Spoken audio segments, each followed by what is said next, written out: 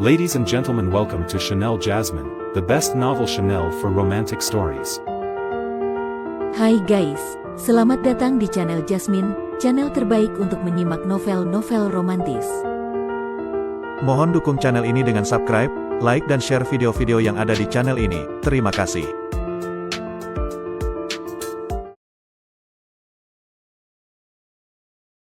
Kaisar Agung Seni Bela Diri bab 1179. Baru lantai ke-23. Gumam Luo Xiu sambil tersenyum pahit, karena jika musuh di lantai ini saja sudah sekuat itu, ia benar-benar tak bisa membayangkan seperti apa kekuatan lawan yang ada di lantai terakhir, lantai ke-33 Istana Dewa Suci. Apa? Kau menembus lantai 23? Seru Dugu kaget, matanya melotot tak percaya, sementara di tempat lain Wuji sang penguasa doa sejati yang diam-diam memperhatikan juga terlihat agak terkejut. Qin Zan, yang melihat perubahan wajah gurunya, tak bisa menahan rasa penasaran dan bertanya, "Guru, sampai lantai berapa adik kecil itu berhasil menembus?" Dan Wuji sang penguasa doa sejati menjawab dengan penuh kekaguman, "Adik kecilmu ini luar biasa, dia berhasil menembus 22 lantai dan mencapai lantai ke-23 ini adalah bakat sejati untuk menjadi seorang Xian sejati," yang langsung membuat Qin Zan terbelalak tak percaya. Namun Wuji sang penguasa doa sejati melanjutkan dengan tawa kecil, "Lawan-lawan dalam Istana Dewa Suci semuanya menguasai jalur tubuh abadi, jadi kalau kau sejak awal langsung berlatih jalur keabadian, kekuatanmu pasti jauh lebih besar sekarang. Tetapi adikmu ini bukan mengikuti jalur orang lain, dia menciptakan sendiri jalannya, dan jika dia bisa menembus 22 lantai, maka jalurnya itu setara dengan jalan seorang Xian sejati. Bahkan kau, Zaner, yang lahir sebagai roh abadi dan telah menciptakan jalurmu sendiri, saat menantang Istana Dewa Suci hanya mampu sampai lantai 23.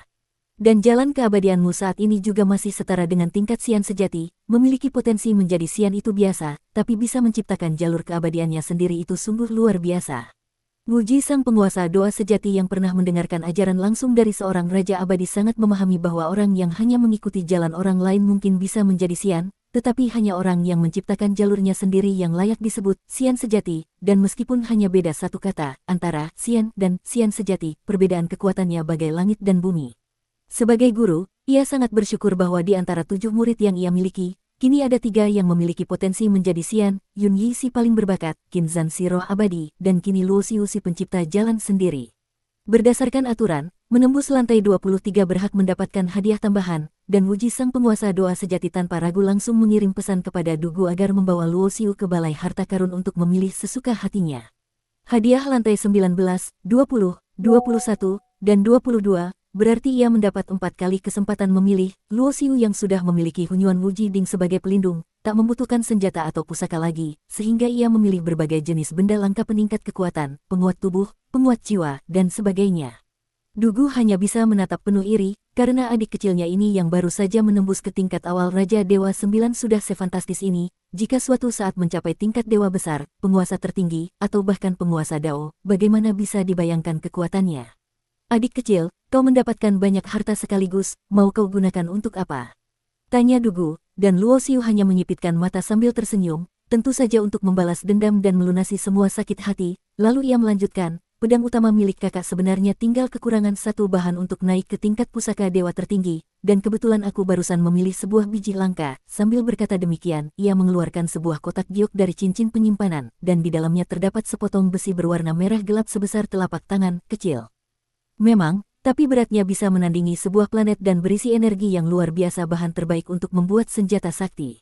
Besi Agung Hei Yuan. Dugu terbelalak, nafasnya tak beraturan, kalau bukan karena menjaga wibawa, mungkin ia sudah merebutnya. Biji seperti itu hanya bisa terbentuk di dalam kekacauan primordial dan sangat langka. "Adik kecil, kalau kau tertarik dengan barang-barang kakakmu ini, bilang saja, apapun yang bisa kuberikan, pasti akan kuberikan," ucap Dugu antusias, tapi Luo Xiu hanya tertawa. "Dengan hubungan kita, memberikan ini pada kakak itu wajar saja, tapi kau juga tahu, pasukan lembah pembasmi iblis yang kupimpin butuh sumber daya, dan kebetulan aku kekurangan stok. Kakak sudah membangun wilayah besar seperti wilayah Pedang Wuji, bagaimana kalau bagi-bagi sedikit?" Dugu tanpa pikir panjang langsung menyetujui, "Tenang, akan kuberikan yang terbaik." Karena dengan besi ini, pedangnya bisa naik kelas, dan kekuatan jurus pedangnya pun ikut melonjak, dan memang benar, Dugu sangat dermawan. Tak lama setelah mereka kembali dari alam tak terbatas dan Istana Dewa Suci, belasan kapal besar sepanjang ratusan mil keluar dari wilayah Pedang Wuji dan langsung mengarah ke lembah pembasmi iblis. Kapal-kapal raksasa itu menjulang megah, syarat dengan beragam harta dan sumber daya yang ditumpuk setinggi gunung, membuat siapapun yang melihatnya terbelalak dan nyaris menahan napas karena kagum. Dua tetua yang mengawal kargo ini pun sebenarnya bingung, namun karena ini adalah perintah langsung dari penguasa wilayah, meskipun hati mereka serasa diremas-remas, tetap saja mereka harus mengantarkan semua itu ke tempat tujuan, yaitu lembah pembasmi iblis. Sontak, suasana di lembah berubah riuh oleh sorak-sorai penuh semangat, seluruh wajah para penghuni lembah memancarkan sukacita dan harapan baru karena dengan jumlah sumber daya sebanyak ini, seluruh kekuatan lembah bisa naik 1 bahkan 2 tingkat dalam waktu singkat. Di bawah pengaturan Luo Xiu, semua sumber daya itu diserahkan pada dua wanita yang ia percaya penuh, Yan Yue'er dan Yan Siruo, dan ia hanya mengajukan satu permintaan sederhana. Dalam 1000 tahun, lembah pembasmi iblis harus membentuk pasukan khusus yang terdiri atas 10.000 dewa iblis tingkat 9. Bukan pasukan biasa, melainkan kesatuan elit, karena Luo Xiu sangat paham, saat bencana besar benar-benar meledak, dewa iblis biasa tak lebih dari semut dalam pusaran kehancuran.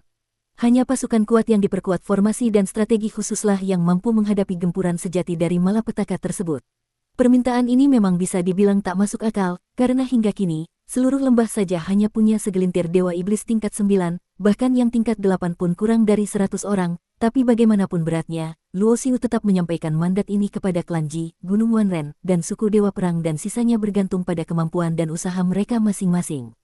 Belum ada kabar tentang Bingyu dan yang lain. Gumam Luo Xiu di Istana Asura dengan dahi berkerut, karena sejak Shen Bingyu pergi bersama si Shen untuk mencarinya, hingga kini sudah bertahun-tahun berlalu tanpa kabar sedikit pun, dan sebagai wanita yang sangat mengenalnya, seharusnya Bingyu sudah kembali jika mendengar bahwa Luo Xiu kini adalah pewaris wilayah Pedang Wuji.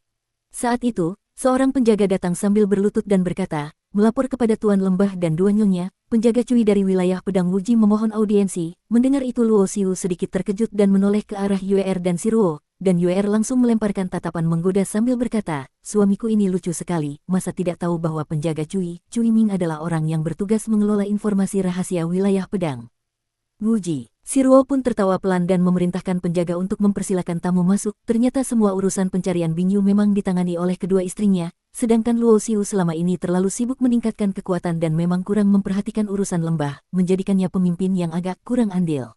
Namun kedua istrinya itu tak pernah mengeluh dan dengan setia mengatur segalanya demi meringankan beban sang suami. Bukankah ini contoh sempurna dari harmoni suami istri, di mana pria melindungi dari luar dan wanita menjaga stabilitas di dalam?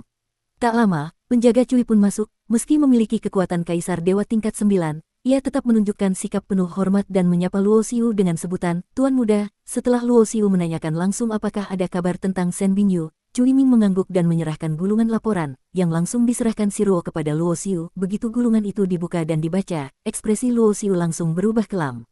Aura pembunuhnya menyapu seluruh istana Asura hingga membuat Cui Ming yang sudah terbiasa menghadapi ancaman pun menggigil di dalam hati karena meski ia sendiri kaisar dewa, di bawah tekanan ini ia merasa seolah berdiri di ambang kematian. Klan iblis darah benar-benar berani, kata Luo Xiu sambil menutup gulungan dengan satu hentakan, lalu menatap tajam Cui Ming. Shen Bingyu ditangkap oleh mereka, kau yakin berita ini benar?